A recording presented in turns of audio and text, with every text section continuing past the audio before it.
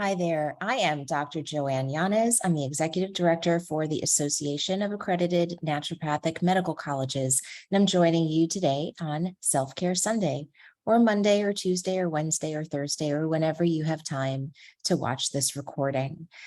So we're going to be talking about how to recharge your battery. There has been a really challenging time the past couple years. I think we're all acknowledging what has occurred for so many. And so I'm thankful to just share a few tools that I have with you all today, and hopefully it will help either yourself or maybe you can pass it along to a friend. So with that, just a little bit about me. As I said earlier, I'm the ED for AANMC, but before that, I was a pre-med, pre-health student, like many of you.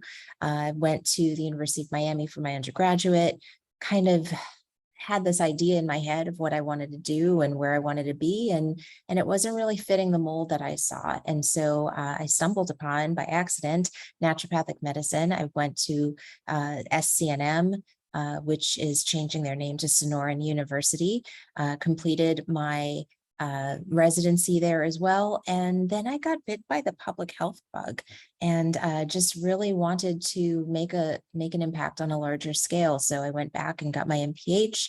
I've also become certified in association management and various different nonprofits. And so throughout the course of my personal and professional career, I think that there are always emergencies that come up. There are always stressors that come up, but how you react, how you manage those is really so vital to your mental health, to the health of your relationships and friendships, and your view on the world. So we're going to talk a little bit about that.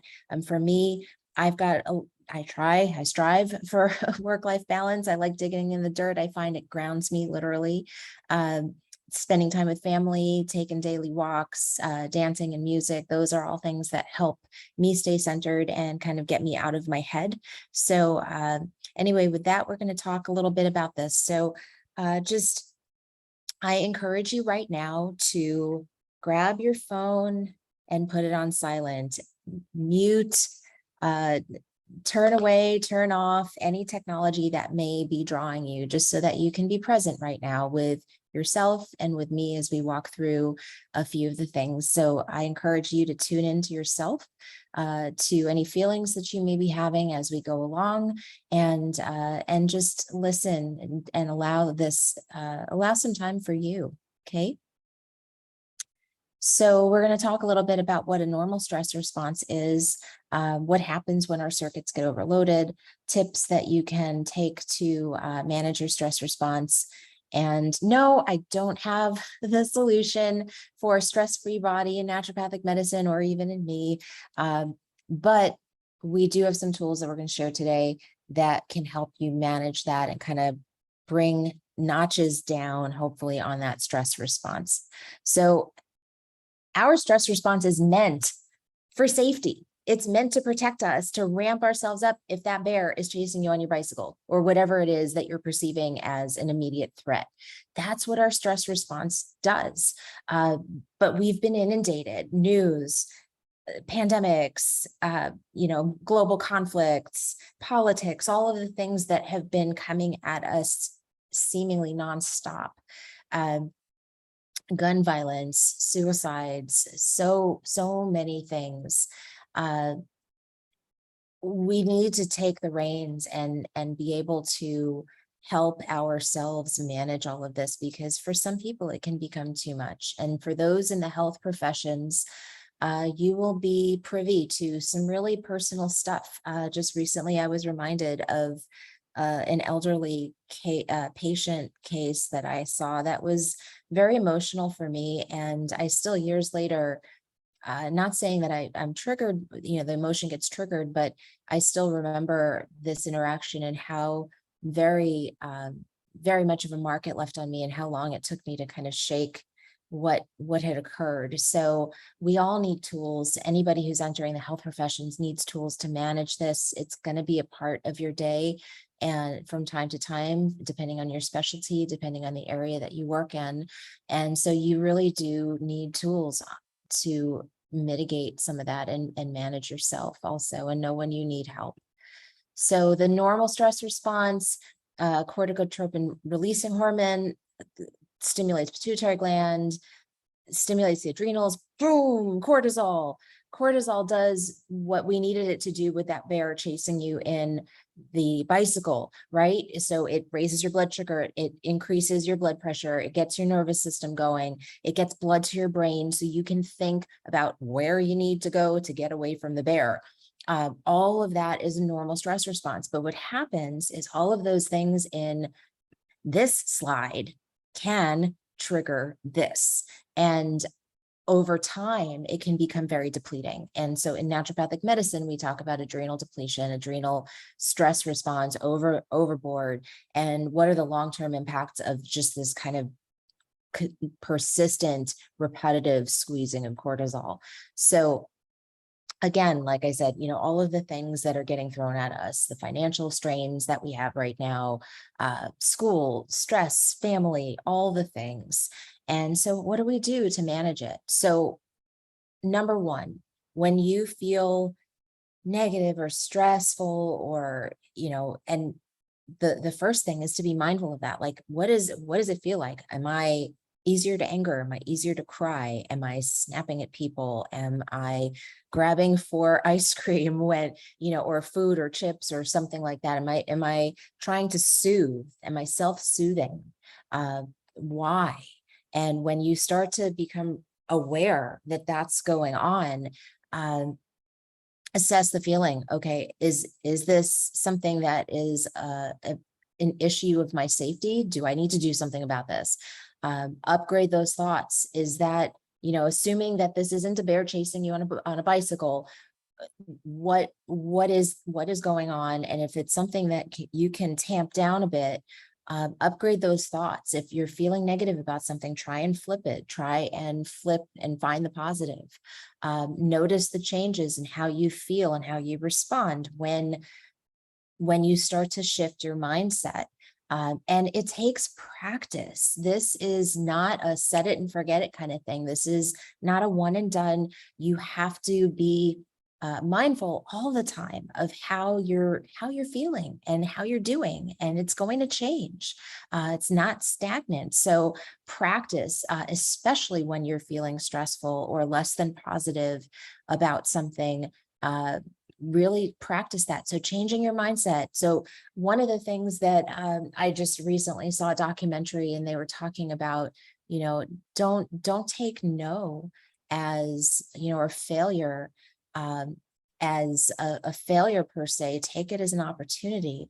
So think of stresses as a challenge, as a motivator, as an opportunity, as a chance to energize yourself toward a goal that you're looking toward. Focus on the possibilities, not on the problems. Do try and embrace that. Like, okay, what can I do? I'm in a situation right now. What can I do to manage this better? What can I learn from it? What are the positives that we can get out of this?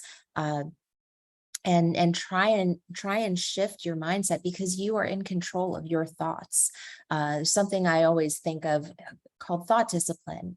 And, oftentimes people say, oh, well, I can't sleep because my thoughts are running away from me. And, well, you're letting them. Grab those thoughts and tamp them down and say, you know what, now is sleep time, thoughts. I'll deal with you in the morning. And just, continue, like we said in that last slide, it takes practice, and just continue practicing, getting control over that out of ramped up thoughts. So mindfulness, as I mentioned, is paying attention right now, right here. Key, non-judgmentally, without judgment. Detach yourself from the adjectives, all of the adjectives, whatever those adjectives are for you, whether it's, oh, I'm stupid, or I'm dumb, or that was a stupid mistake, and, or whatever, or, oh man, I did that, or, whatever it is that self-talk that you do, that and probably nobody else knows. Detach yourself from that. Forgive yourself. We all make mistakes. Every single one of us makes mistakes. When you fall down, get up. don't lose, when you lose, what's that saying? When you lose, don't lose the lesson, get up, learn from it and move on. Try and be accepting to yourself and be open to learning, because we're all going to make mistakes, but it's how you bounce back from those mistakes and how you learn from them that really can be key and clutch to your own survival. So don't be afraid to turn off and turn on even yourself, like what you do with a computer. If a computer is acting up, you might unplug it and turn it off and turn it on again. Sometimes we need a reset. And so this reset is a chance to just unplug yourself.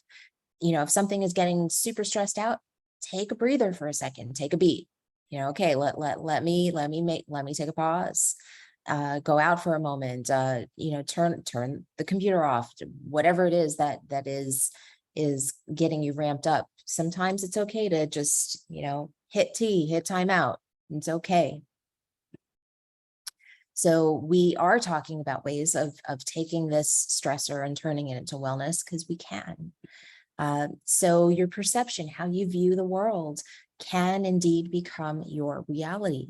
And so, I just can't stress enough, your mindset and your thoughts are so key of how you view things. Are you excessively beating yourself up? Are you looking for the negative, or are you trying to find the positive in things?